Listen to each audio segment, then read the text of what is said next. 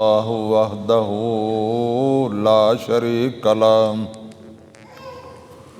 وحدہ لا شریک له ولا وزیر له ولا مشیر له ولا ند له ولا ضد له ولا مثل له ولا مثال له ونشهد أن سيدنا ومولانا محمدا عبده ورسوله صلى الله عليه وسلم أرسله الله إلى الناس بشيرا ونذيرا وداعيا إلى الله بإذنه وسراجا منيرا أما بعد فإن خير الحديث كتاب الله وإن خير الهدي هدي محمد صلى الله تعالى عليه وعلى آله وأصحابه وأحبابه وأزواجه وأتباعه وسلم وشر الأمور محدثاتها وكل محدثة بدعة وكل بدعة ضلالة وكل ضلالة في النار.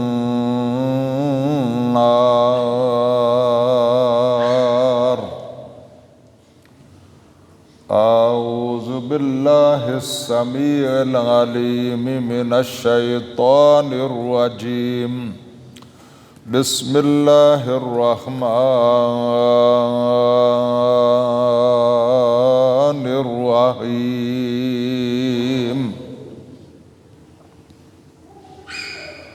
وَسَيُجَنَّبُهَا الْأَتْقَى، اور وہ ضرور جہنم سے دور رکھا جائے گا جو سب سے بڑا متقی ہے.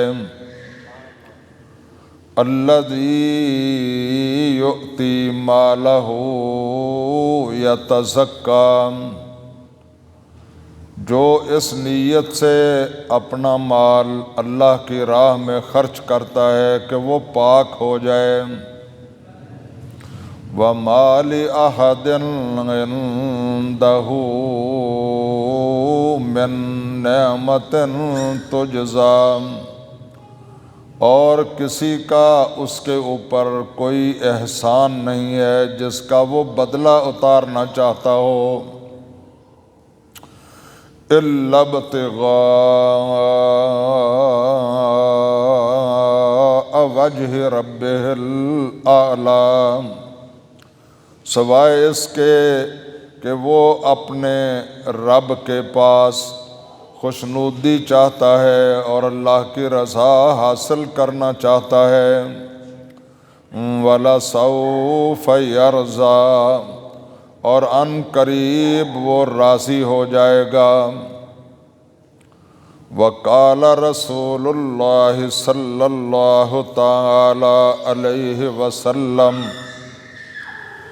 ان من امن الناس علی صحبته ومالہ ابو بکر. سرور کائنات حضرت محمد الرسول اللہ صلی اللہ تعالی علیہ وسلم نے ارشاد فرمایا: میرے اوپر سب سے زیادہ احسان جس شخص کے ہیں اور جس شخص کی رفاقت و معیت نے اور جس کے مال نے مجھے سب سے زیادہ فائدہ پہنچایا ہے وہ ابو بکر ہے۔ وَلَوْ كُنْتُ مُتَّخِذًا خَلِيلًا غَيْرَ رَبِّي لَاتَّخَذْتُ أَبَا بَكْرٍ خَلِيلًا۔ اگر میں اللہ تعالیٰ کے علاوہ کسی کو اپنا خلیل بناتا تو ابو بکر صدیق کو بناتا۔ وقال رسول اللہ صلی اللہ تعالی علیہ وسلم لأبی بکر یا ابو بکر انت صاحبی فی الغار وصاحبی فی المزار وصاحبی علی الحوض وصاحبی فی الجنہ۔ آمنت باللہ صدق اللہ مولانا العلی العظیم وصدق رسولہ النبی الکریم۔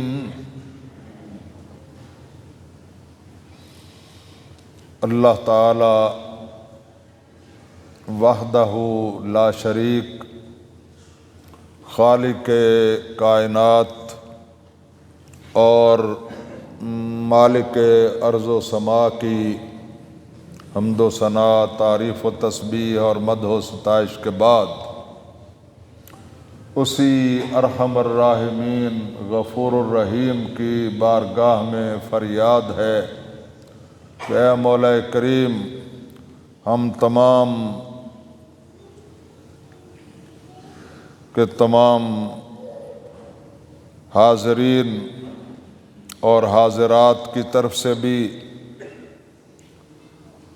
روئے زمین کے تمام مسلمانوں کی طرف سے بھی، اپنی تمام کی تمام زمینی اور آسمانی مخلوقات کی طرف سے بھی اپنے پیارے حبیب حضرت محمد الرسول اللہ صلی اللہ تعالی علیہ وسلم کی ذات گرامی پر لا تعداد ان گنت بے شمار اور بے حد و حساب درود و سلام کی بارش نازل فرما۔ ان اللہ و ملائکتہ یصلون علی النبی یا ایہا الذین آمنوا صلوا علیہ وسلموا تسلیما۔ اللہم صلی علی محمد وعلی آل محمد کما صلیت علی ابراہیم وعلی آل ابراہیم انک حمید مجید۔ اللہم بارک علی محمد وعلی آل محمد کما بارکت علی ابراہیم وعلی آل ابراہیم انک حمید مجید۔ برادران اسلام، خواتین و حضرات،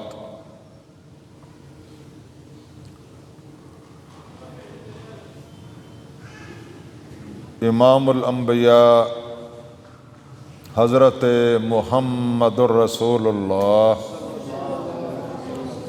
صلی اللہ تعالی علیہ وسلم کی ذات گرامی کے بعد پوری امت مسلمہ میں بلکہ روئے زمین کے تمام انسانوں میں جتنی بھی جلیل القدر اور عالی مرتبت ہستیاں گزری ہیں یا آنے والی ہیں، ان سب میں سے سب سے افضل و اعلیٰ اور عظیم الشان ہستی خلیفہ اول خلیفہ بلا فصل حضور کے یار غار، یار مزار، یار سفر، یار حضر، یار بدر و قبر، یار حوض کوثر اور یار جنت حضرت ابو بکر صدیق اکبر کی ہے رضی اللہ تعالیٰ عنہ۔ آزاد اور جوان مردوں میں سے جس نے سب سے پہلے اسلام قبول کیا وہ حضرت ابو بکر صدیق اکبر ہیں، جس نے سب سے پہلے میرے اور آپ کے پیارے پیغمبر کی نبوت و رسالت کی تصدیق کی وہ حضرت صدیق اکبر ہیں، جس نے سب سے پہلے کلمہ طیبہ پڑھا، جس نے سب سے پہلے حضور کی عزت و ناموس اور حفاظت کے لیے مار کھائی، جس نے سب سے پہلے اپنا سارے کا سارا مال اور دولت حضور کے قدموں پر نچھاور کیا، جس نے اپنی کنواری اور پیاری بیٹی دے کر پیغمبر کے گھر کو آباد کیا، وہ حضرت ابو بکر صدیق اکبر ہیں۔ ہجرت کی رات جب ساری دنیا میرے اور آپ کے آقا و مولا کی دشمن تھی، سینکڑوں تلواریں حضور کی کے قتل کے لیے حضور کی تلاش میں تھیں، اس پرخطر موقع پر میرے اور آپ کے پیارے رسول نے جس شخص کو اپنی رفاقت اور معیت کے لیے چنا اور خود سرور کائنات صلی اللہ علیہ وسلم چل کر جس کے دروازے پر پہنچے وہ ابو بکر صدیق اکبر ہیں۔ اور یہ میں آپ کو ضرور بتلانا چاہتا ہوں، جس نے سب سے پہلے واقعہ معراج کی تصدیق کی وہ بھی حضرت ابو بکر صدیق اکبر ہے۔ اور جب حضور معراج سے واپسی پر آ رہے تھے تو آپ نے خود حضرت جبریل امین علیہ السلام سے کہا، اس خدشے کا اظہار کیا کہ جبریل یہ معراج کا واقعہ اتنا عجیب و غریب ہے، اتنا عجیب و غریب ہے کہ میں لوگوں کے سامنے بیان کروں گا تو لوگ اس کی تصدیق نہیں کریں گے۔ جبریل نے کہا، یا رسول اللہ، حضور آپ فکر نہ کریں، زمین پر صدیق موجود ہے، جو ہی آپ یہ واقعہ بیان کریں گے ابو بکر اس کی تصدیق کرے گا۔ اللہ اکبر، اللہ اکبر۔ میرے بھائیوں، بزرگوں، آپ خود اندازہ کریں کہ جس نے خود حضور کی زبان مبارک سے واقعہ معراج سنا اور تکذیب کی وہ زندیق ہو گیا، اور جس نے ابو جہل کی زبان سے واقعہ معراج سنا اور اس نے فوری طور پر تصدیق کی وہ ہمیشہ کے لیے صدیق ہو گیا۔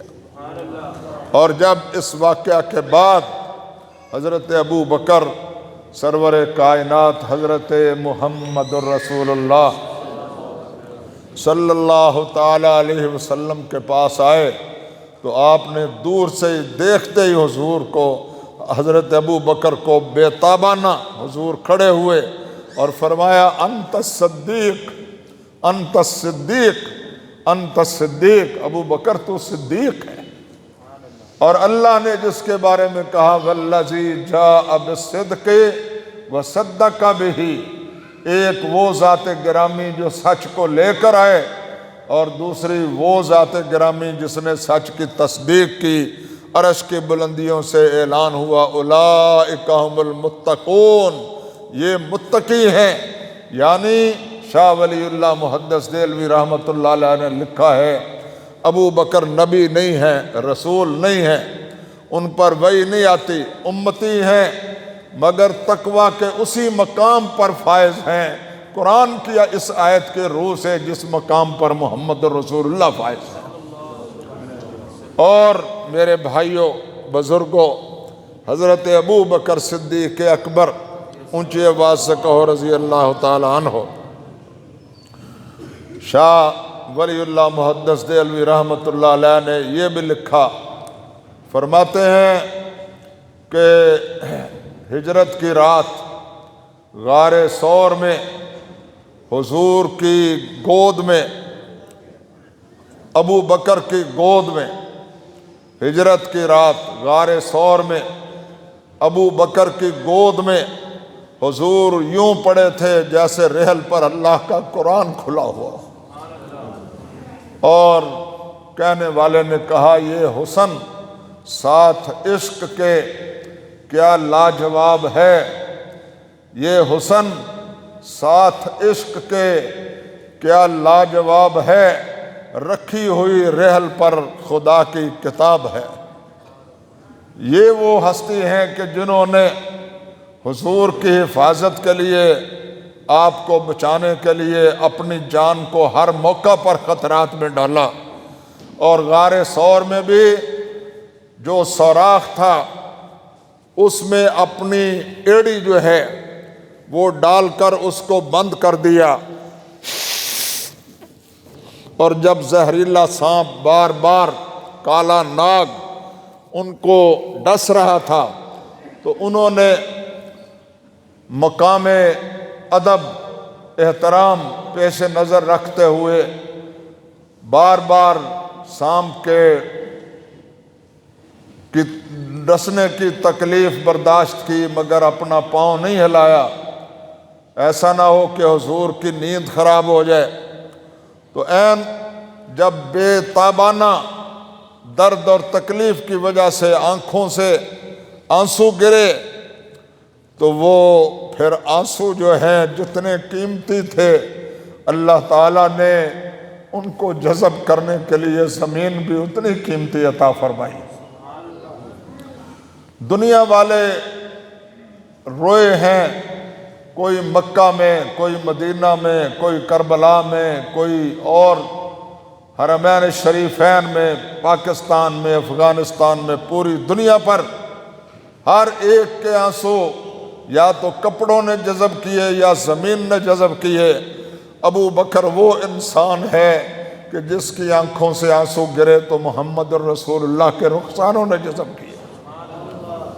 یہ مقام حضرت ابو بکر صدیق ہے۔ آنسو گرا ہے روئے رسالت مآب پر، آنسو گرا ہے روئے رسالت مآب پر، قربان ہونے آئی ہے شبنم گلاب پر۔ یہ وہ حضرت ابو بکر صدیق اکبر ہیں کہ میں ان کے بارے میں آپ کو کیا بتاؤں، جس کے بارے میں میرے اور آپ کے پیارے پیغمبر، سارے جہانوں کے سردار، انبیاء کے امام، کالی کملی والے آقا حضرت محمد الرسول اللہ صلی اللہ تعالی علیہ وسلم نے نبوت کی زبان وحی الہی کی ترجمان سے ارشاد فرمایا، افضل الناس بعد الانبیاء ابو بکر۔ فرمایا پوری دنیا کے انسانوں میں اللہ کے نبیوں کے بعد اگر کوئی سب سے افضل و اعلیٰ انسان ہے تو وہ ابو بکر صدیق اکبر ہے۔ میرے بھائیوں اور بزرگوں، یہ وہ ابو بکر ہیں کہ جس کے بارے میں حضور نے بھی فرمایا جتنے احسان میرے اوپر ابو بکر کے ہیں اتنے احسان اور کسی دوسرے شخص کے نہیں ہیں۔ پھر ایک موقع پر ارشاد فرمایا، میں جس نے بھی مجھ پر کوئی احسان کیا تھا میں سب کے احسانوں کے بدلے اتار چکا ہوں، مگر ایک شخص ہے کہ جس کے احسانوں کے بدلے میں نہیں اتار سکا، اور اس کے احسانوں کے بدلے میں کل قیامت کے دن اپنے رب سے لے کر دوں گا، اور وہ ابو بکر صدیق ہے۔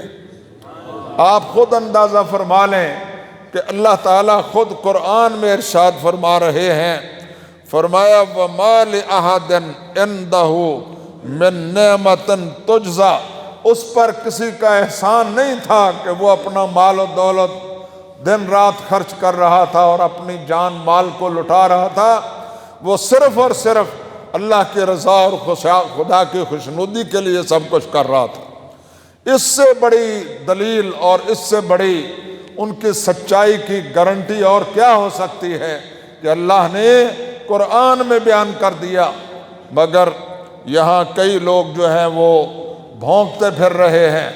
جس طرح کتوں کو تمیز نہیں ہوتی کہ وہ کس بڑے سے بڑے انسان کو بھونک رہے ہیں، اسی طرح ان غلط ترین لوگوں کو بھی تمیز نہیں ہے کہ وہ کس کی ذات گرامی کو برا بھلا کہہ رہے ہیں۔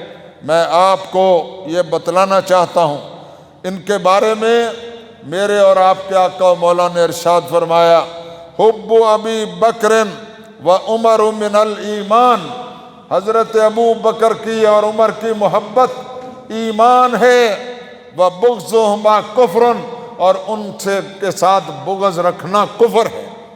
یہ کس نے ارشاد فرمایا؟ حضرت محمد الرسول اللہ صلی اللہ تعالی علیہ وسلم نے۔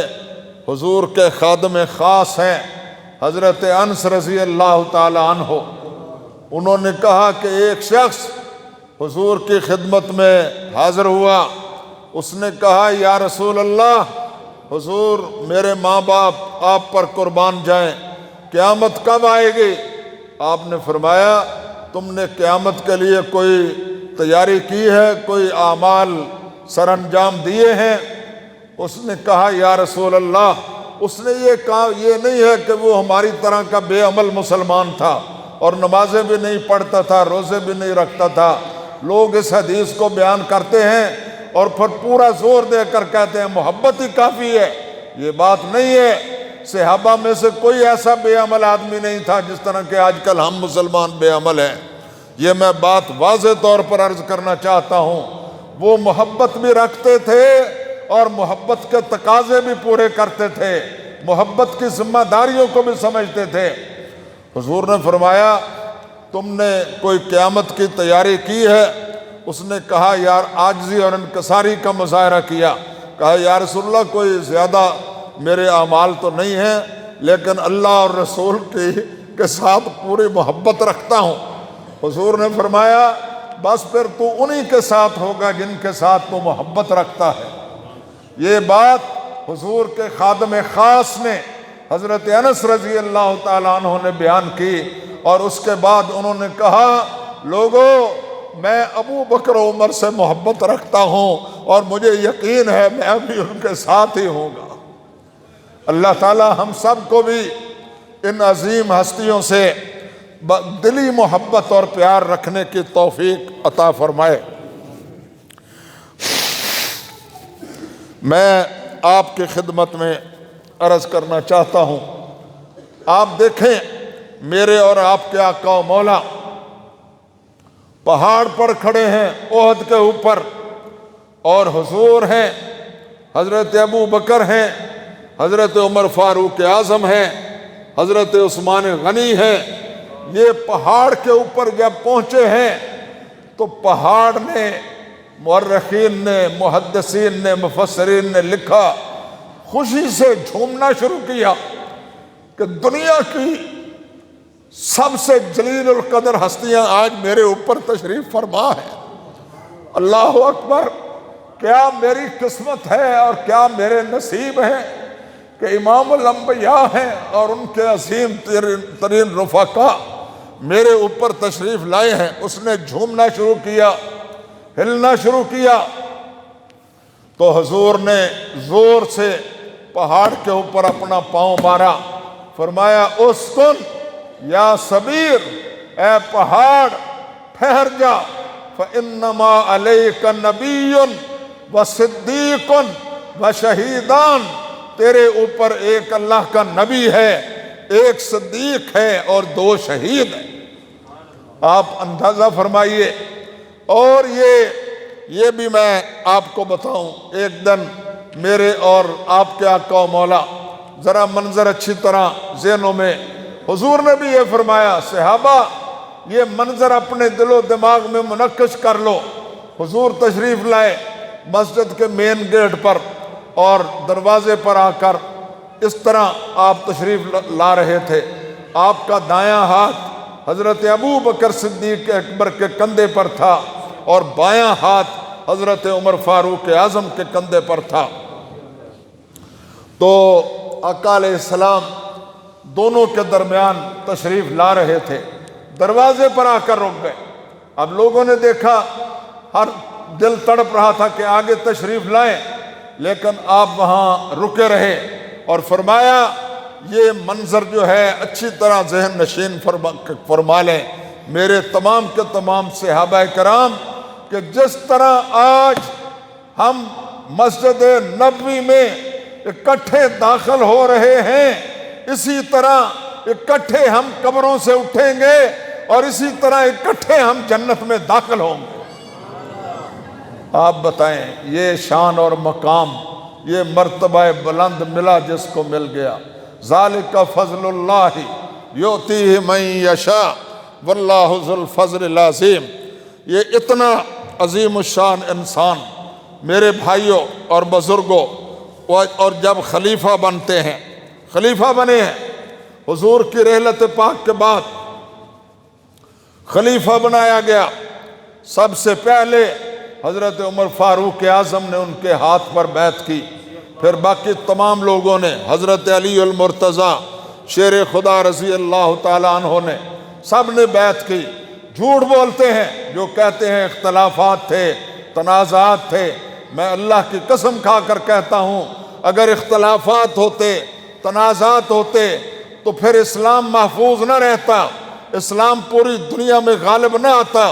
یہ ان کا آپس میں اتحاد تھا، اتفاق تھا، محبت تھی، تنظیم تھی، اخوت تھی، وفاداری تھی، جانثاری تھی، جس کی وجہ سے خلوص تھا، للہیت تھی، جس کی وجہ سے اسلام کے خلاف اور مسلمانوں کے خلاف تمام کے تمام کفار کی سازشیں ناکام ہو گئیں، یہودیوں کی، عیسائیوں کی سازشیں ناکام ہو گئیں، اور ہر طرف اسلام پھیلتا چلا گیا، یہاں تک کہ مشرق سے لے کر مغرب تک، شمال سے لے کر جنوب تک، جو معلوم دنیا تھی وہاں تک صحابہ کرام نے اسلام کو پہنچا دیا اور غالب کر دیا۔ میرے عزیزان گرامی قدر، میں آپ کو بتلانا چاہتا ہوں کہ یہ اتفاق کی برکت تھی، یہ ایک دوسرے کے ساتھ خلوص کی برکت تھی۔ یہ جو مورخین ہیں ان میں سے اکثر رافضی اور اسلام کے دشمن ہیں جنہوں نے یہ بیان کیا ہے کہ لڑائیاں تھی، جھگڑے تھے، فسادات تھے، کوئی ایسی چیز نہیں تھی۔ صحابہ کرام اس طرح تھے جس طرح اللہ نے ان کے بارے میں بیان فرمایا ہے۔ محمد الرسول اللہ، اونچی آواز سے درود پاک پڑھیں۔ یہ نقشہ میں نے نہیں، اللہ تعالیٰ نے کھینچا ہے، 26واں پارہ ہے، سورہ فتح ہے۔ فرمایا محمد الرسول اللہ والذین معہ، محمد اللہ کے رسول ہیں اور جو ان کے ساتھی ہیں ان کی صفتیں اللہ بیان کرتا ہے۔ اشداء علی الکفار رحماء بینہم، وہ کافروں پر سخت تھے اور آپس میں ایک دوسرے کے ساتھ رحم دل تھے۔ اب مجھے بتاؤ میں تاریخوں کو سچا مانوں یا رب کے قرآن کو سچا مانوں؟ اللہ تعالیٰ آپ کو بھی اور ہمیں بھی سیدھے راستے پر چلنے کی توفیق عطا فرمائے۔ میرے بھائیوں اور بزرگوں، خلیفہ بنائے گئے ہیں، متفق علیہ، خلیفہ بلا فصل، سارے کہو سبحان اللہ، خلیفہ بلا فصل، خلیفہ بلا تاخیر۔ حضور کی رحلت پاک کے فوراً بعد جو خلیفہ بنا ہے وہ بنا ہے جس کو اللہ نے محمد الرسول اللہ کا خلیفہ بنانے کے لیے چنا تھا۔ سارے خلفاء ہیں، سارے کہو سبحان اللہ۔ ایک کا شان دوسرے سے بڑھ کر ہے، دوسرے کا پہلے سے بڑھ کر ہے، سارے ایک سے ایک بڑھ کر شان والے، مقام والے، مرتبے والے ہیں، عزت والے ہیں، عظمت والے ہیں۔ میں یہ کہتا ہوں کہ سارے خلفائے راشدین ہیں، سارے خلفائے مہدیین ہیں، سارے ایک سے ایک بڑھ کر ہیں، خلفائے ہدایت ہیں، مگر خلیفہ رسول صرف اور صرف حضرت ابو بکر صدیق اکبر۔ تھوڑی سی میں وضاحت کر دوں تاکہ آپ کو بات اچھی طرح سمجھ آ جائے۔ حضرت علی المرتضی شیر خدا خلیفہ ہیں حضرت عثمان کے، اور حضرت عثمان غنی خلیفہ ہیں حضرت عمر کے، اور حضرت عمر خلیفہ ہیں حضرت ابو بکر کے، اور ابو بکر خلیفہ ہیں حضرت محمد رسول اللہ کے۔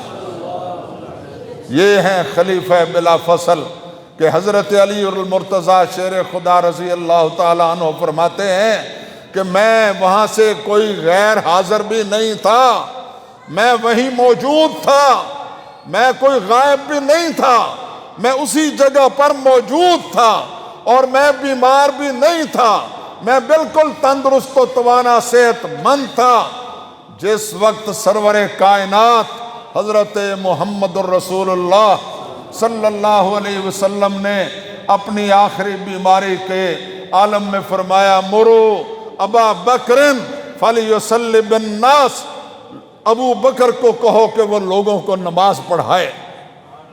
یہ مقام اور مرتبہ پوری دنیا میں حضرت علی نے بھی وہی ان کے پیچھے نمازیں پڑھی، اور خود سرور کائنات صلی اللہ علیہ وسلم چونکہ مسجد میں نہیں آ سکتے تھے علالت کے، کمزوری کے اور نحیف ہونے کے باعث 17 نمازیں جس کے پیچھے میرے اور آپ کے پیارے پیغمبر محمد رسول اللہ نے پڑھی ہیں وہ ابو بکر صدیق اکبر۔ آپ بتائیں ذالک فضل اللہ یؤتیہ من یشاء، این سعادت بزور بازو نیست، تاب نہ بخشند خدائے بخشندہ، اللہ تعالیٰ کی کرم نوازی ہے۔ یہ حضرت ابو بکر جب خلیفہ بنائے گئے ہیں، خلیفہ بنائے گئے تو رات کو خلیفہ بنے ہیں، دوسرے دن صبح حسب معمول رزق حلال کمانے کے لیے کپڑوں کی گٹھڑا وہ کندھے پر رکھا اور بازار کی طرف جا رہے ہیں۔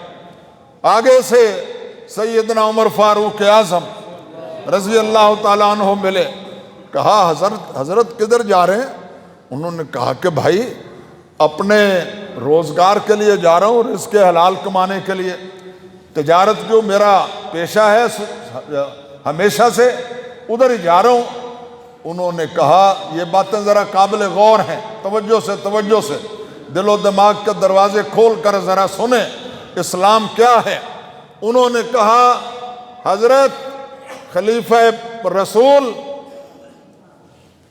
دونوں کام اکٹھے چل سکتے، دونوں کام اکٹھے چل سکتے، یا خلافت کر لیں یا تجارت کر لیں، دونوں کام اکٹھے نہیں چل سکتے۔ آپ تجارت کریں گے سارا دن، خلافت کے امور کون سر انجام دے گا؟ حضرت ابو بکر نے کہا تو عمر اگر میں تجارت نہیں کروں گا تو میرے گھر کے گزر اوقات میرے اہل و عیال کی کس طرح ہوگی، ہم کہاں سے کھائیں پیئیں گے؟ تو آپ نے فرمایا واپس چلیں، ہم بیت المال سے آپ کا وظیفہ مقرر کریں گے، ایک عام قریشی آدمی کے برابر خلیفۃ الرسول کا وظیفہ مقرر کیا گیا ہے۔ سارے کہو سبحان اللہ۔ کوئی لمبی چوڑی مراحات نہیں ہمارے آج کے ڈاکو اور چور حکمرانوں کی طرح اور کرپٹ ترین لوگوں کی طرح، ایک عام آدمی کے برابر وظیفہ، جتنا ایک عام آدمی کے اہل و عیال کا خرچ ہے وہ وظیفہ مقرر کیا گیا ہے۔ اور پہلے جس طرح گزر اوقات ہو رہی تھی اہل بیت صدیق کی، اس سے بھی دشوار ہو گئی، اور وقت گزرتا گیا۔ ایک دن خاتون اول نے آپ کی اہلیہ محترمہ نے درخواست کی کہ حضرت اب بڑے دن ہو گئے ہیں، بچے بھی مطالبہ کرتے ہیں، اور دیکھیں کوئی تھوڑے بہت پیسے اور زیادہ مل جائیں تو کسی دن کوئی میٹھی چیز پکا لیں۔ سارے کہو سبحان اللہ۔ یعنی وہ وظیفہ اتنا بھی نہیں تھا کہ کوئی میٹھی چیز پکا کر کھا لیتے، گزر اوقات کرنے کے لیے بس تھا۔ تو آپ نے فرمایا میں اس سے زیادہ مسلمانوں کے بیت المال پر بوجھ نہیں بن سکتا، اسی میں گزارا کرنا ہوگا، جو ملتا ہے وہ کھاؤ بس اور صبر کرو۔ تھوڑے دن گزرے، خاتون اول نے سوچا کہ چلو میں دوسری ترکیب پیش کرتی ہوں۔ انہوں نے کہا کہ جناب اگر اجازت ہو تو ایک مٹھی آٹا بچا کر اسی غذا میں سے روزانہ رکھ لیا کرو، اور جب جمع ہو جائے گا تو اس کو بیچ کر ہم کوئی میٹھی چیز پکا لیں گے۔ آپ نے فرمایا ٹھیک ہے۔ تو وہ جمع کرتی رہی بیچاری۔ اس نے جب آپ نے فرمایا جب جمع ہو جائے مجھے بتانا، تو بتایا کہ جناب جمع ہو گیا ہے، اور وہ لے کر حضرت صدیق اکبر نے بیت المال میں جمع کروا دیا۔ فرمایا اتنا وظیفہ مجھے زیادہ مل رہا تھا، مجھے پتہ چلا ہے کہ میرا گزارا اس سے کم میں بھی ہو سکتا ہے۔ یہ تھے ہمارے حکمران، وہ لوگ کس طرح کے تھے اور رسول اللہ کے تیار کردہ تھے، اور حضور کے ذریعے سے اللہ تعالیٰ نے اپنی نگہبانی میں ان کو تیار کروایا تھا۔ میرے بھائیوں اور بزرگوں، پھر اس کے باوجود ہر وقت فکر لگی رہتی تھی کہ کہیں میں بیت المال پر بوجھ تو نہیں ڈال رہا۔ اور جب فوت ہونے لگے، وفات کا وقت قریب ہے، میرے بھائیوں میں آپ کو کیا بتاؤں، اپنے منشی کو حضرت دوسی رضی اللہ تعالیٰ عنہ کو بلایا، وہی بیت المال میں سے وظیفہ دیتے تھے اور وہی بیت المال کے باقی اخراجات کرتے تھے۔ فرمایا میرے ذمے کوئی بیت المال کی رقم ہے؟ انہوں نے کہا جی 20 درہم ہے۔ 20 درہم؟ مگر آپ کی خدمات تو اتنی زیادہ ہیں اور آپ نے اتنے عظیم الشان کارنامے سر انجام دیے ہیں، اس کی کیا حیثیت ہے؟ فرمایا نہیں، میں امت کا اور بیت المال کا 1 درہم بھی اپنے ذمے لے کر اللہ تعالیٰ کی بارگاہ میں نہیں جانا چاہتا۔ اور مفسرین نے لکھا ہے صدیق ہوتا وہی ہے جو امت کو اور رسول کو سب کچھ دیتا ہے، ان سے لیتا کچھ نہیں ہے، اس کا معاملہ اللہ کے ساتھ ہوتا ہے۔ میرے بھائیوں اور بزرگوں، اور پھر وہ وقت بھی آیا کہ جب وفات قریب آ گئی تو آپ نے ام المومنین حضرت عائشہ صدیقہ رضی اللہ تعالی عنہ اونچی آواز سے، ذرا اونچی آواز سے پوچھا کہ حضور کو کتنے کپڑوں میں کفن دیا گیا تھا؟ انہوں نے کہا 3 کپڑوں میں۔ اب یہ خلیفہ وقت ہے اور 15 لاکھ مربع میل کا حکمران ہے، اور بڑے بڑے مارکے فتح کرنے والا ہے، کامیاب ترین حکمران ہے، اور بیت المال کا میں جو حکم دے کسی کی مجال نہیں ہے کہ وہ سرتابی کرے۔ مگر حالت یہ ہے کہ کہتے ہیں کہ ٹھیک ہے مجھے بھی 3 کپڑوں میں کفن دینا، 2 چادریں تو یہ میرے بدن پر ہیں، تھوڑی سی میلی ہوئی ہے، ان کو دھو لینا، اور ایک کوئی نیا کپڑا بنا لینا۔ حضرت عائشہ صدیقہ رضی اللہ تعالیٰ عنہ رونے لگی، کہا کہ حضرت ہم اتنے بھی مسکین اور غریب نہیں ہیں کہ آپ کے لیے نیا کفن بھی نہ بنا سکیں۔ آپ غور کریں سوچ کی کیا تھی ہمارے حکمرانوں کی اور آج کے حکمرانوں کی سوچ کیا ہے۔ آپ نے فرمایا کہ نہیں، نیا کپڑے کا زیادہ مستحق زندہ آدمی ہے، اور میں تو اللہ کی بارگاہ میں جا رہا ہوں، اگر میرے اعمال ٹھیک ہوئے تو پرانے کپڑے جو ہیں وہ میرے لیے نقصان دہ ثابت نہیں ہوں گے، اور اگر میرے اعمال ٹھیک نہ ہوئے تو پھر نئے کپڑے مجھے کوئی فائدہ دے سکتے نہیں ہے۔ یہ ہے ابو بکر صدیق اکبر رضی اللہ تعالی عنہ۔ پھر فرمایا عائشہ کو کہ حساب لگاؤ 2.5 سال میں زمانہ خلافت میں نے بیت المال سے کتنا وظیفہ لیا ہے، سارا حساب کیا گیا، وہ تقریباً 1000 درہم بنتا تھا، اور آپ کے پاس ایک اونٹنی تھی سفر کے لیے، ایک پانی پینے کے لیے پیالہ تھا، اور ایک چادر تھی، اور پھر فرمایا ذرا اچھی طرح دیکھ لو کہ گھر میں کوئی اور چیز موجود تو نہیں ہے، تو سب نے کہا اور کوئی چیز موجود نہیں ہے، تو فرمایا یہ میرا مکان بیچ کر یہ 1000 درہم بھی اور یہ جو میری چیزیں ہیں بیت المال سے جو میں نے لی ہوئی تھی یہ جا کر عمر فاروق کے سامنے بیت المال میں جمع کروا دیں۔ یہ تھے کیا لوگ تھے کہ جو راہ وفا سے گزر گئے، کیا لوگ تھے جو راہ وفا سے گزر گئے۔ جی چاہتا ہے کہ نقش قدم چومتا رہوں۔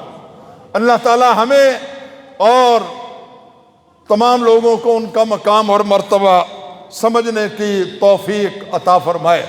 آج تو ہمارے لوگ جو ہیں وہ پکی قبریں بناتے ہیں، پھر اوپر مزار بناتے ہیں، پھر گنبد بناتے ہیں، پھر پتہ نہیں کیا کیا کرتے ہیں، کئیوں نے اندر بلب لگوا دیے ہیں اور کئیوں نے ایئر کنڈیشن لگوا دیے ہیں۔ اللہ تعالیٰ ان کو ہدایت عطا فرمائے۔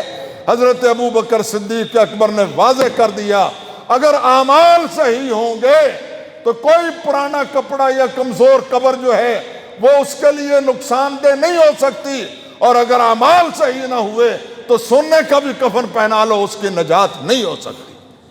اللہ تعالیٰ مجھے بھی آخر میں آپ کا ایمان تازہ کرنے کے لیے ایک واقعہ اور چند اشعار پیش کر کے بات ختم کرتا ہوں۔ حضرت عمر فاروق اعظم یہ بھی ہمارے حکمران تھے، سارے کہو سبحان اللہ۔ اور آج کے حکمرانوں کو بھی دیکھو پڑھنے کو جی چاہتا ہے اعوذ باللہ لا حول ولا قوت الا باللہ۔ اللہ تعالیٰ ان کو یا تو ہدایت دے دے یا ہمیں ان سے نجات عطا فرما دے۔ ہمارا روگ کوئی اور نہیں ہے، ہماری جو اصل پرابلم ہے وہ کوئی اور نہیں ہے، یہ سب سے بڑے ڈاکو اور چور حکمران جو ہے یہی ہمارے لیے پرابلم ہے۔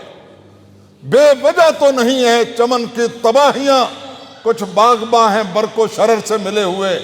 یہ وہ ظالم لوگ ہیں کہ جنہوں نے آج تک پاکستان میں اسلام بھی نہیں آنے دیا اور جمہوریت کو بھی نہیں چلنے دیا۔ جمہوریت ہی اگر چلتی رہتی ظالموں تو پھر بھی عوام کے مسائل تو حل ہوتے، اور ملک جو ہے وہ اس طرح قرضوں میں تو نہ دبتا۔ حضرت عمر فاروق اعظم اونچی آواز سے ان کا معمول تھا۔ مدینہ طیبہ میں ایک نابینی خاتون تھیں، ان کا کوئی اور والی وارث نہیں تھا، تو حضرت عمر فاروق اعظم روزانہ نماز فجر سے پہلے جاتے تھے اور ان کو اس کو آٹا گوندھ کر روٹی شوٹی سالن پکا کر سارے دن کے لیے اس کو دے آتے تھے۔ سارے کہو سبحان اللہ۔ ایک بات اور بھی کہتا ہوں، یہ ہمارے جو بڑے بڑے لوگ ہیں ان کو بھی سوچنا چاہیے کہ بڑا وہ نہیں ہوتا جو اپنے آپ میں بڑا بنے۔ حضور نے فرمایا سید القوم خادمہم، قوم کا اصل سردار وہ ہوتا ہے جو قوم کی زیادہ سے زیادہ خدمت کرتا ہے۔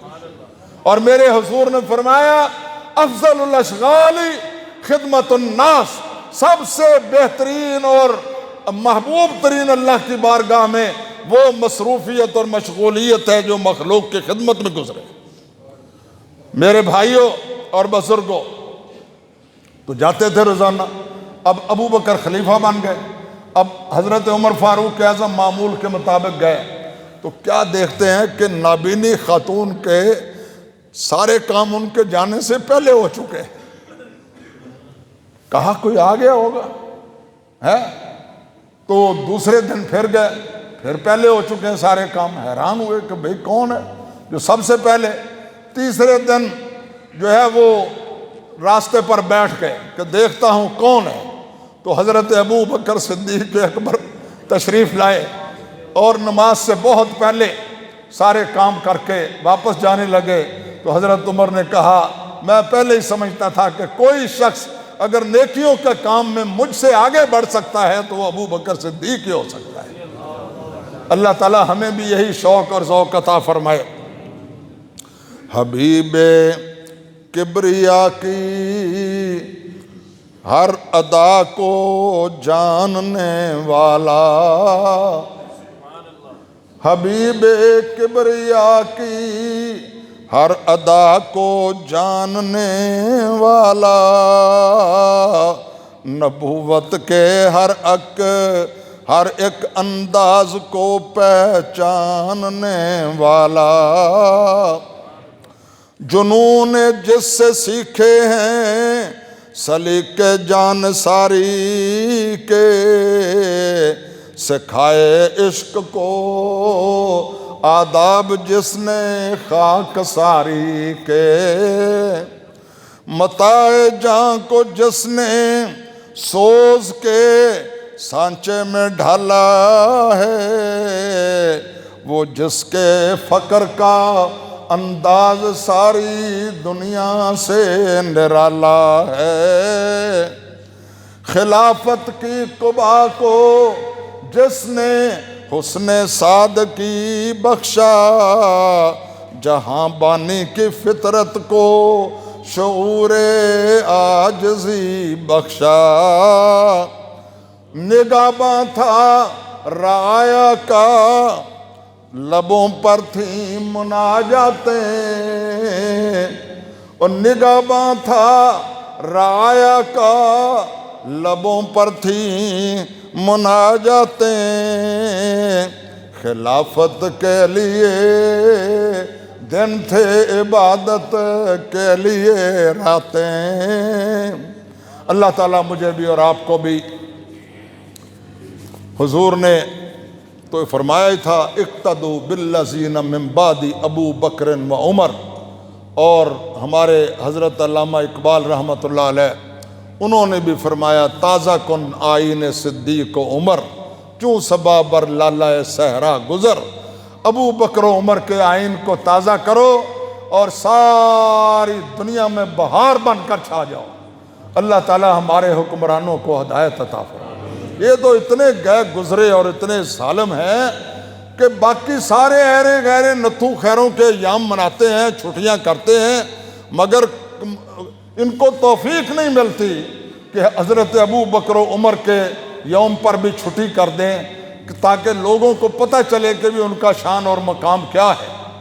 عمران خان اس لحاظ سے خراج تحسین کے مستحق ہیں کہ انہوں نے KPK میں یکم محرم الحرام کو، جس دن حضرت عمر فاروق اعظم کا یوم شہادت تھا، انہوں نے سرکاری تعطیل کا ہمیشہ سے انتظام کیا۔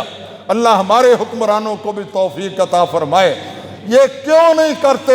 آخری بات کہہ رہا ہوں، اس لیے نہیں کرتے کہ چھٹی کریں گے، لوگ پروگرام کریں گے، ان کی سیرت اور کردار سے اور ان کی سادگی سے، ان کی قناعت سے لوگوں کو آگاہ کریں گے، تو پھر لوگ مطالبہ کریں گے کہ ہم بھی اسی طرح فضول خرچیاں نہ کریں اور اللہ تللوں میں بیت المال کی اور سرکاری خزانہ نہ لٹائیں، پھر ہمیں ان کے نقش قدم پر چلنا پڑے گا۔ لہٰذا باقی سب کچھ کرو، یہ کام نہ کرو۔ دعا کرو اللہ ہمارے پاکستان کے عوام کو، رسول اللہ کے عاشقوں اور دیوانوں کو، کملی والے کے پروانوں کو ابو بکر و عمر کے ایام پر چھٹی کروانے کی توفیق عطا فرمائے۔ وآخر دعوانا ان الحمدللہ رب العالمین۔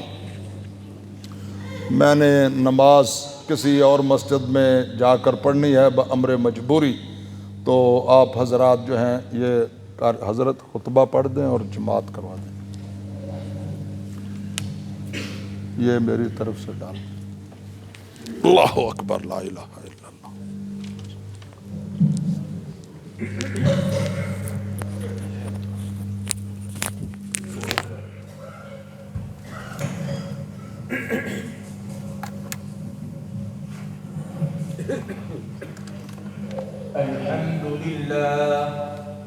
الحمد لله نحمده ونستعينه ونستغفره ونؤمن به ونتوكل عليه ونعوذ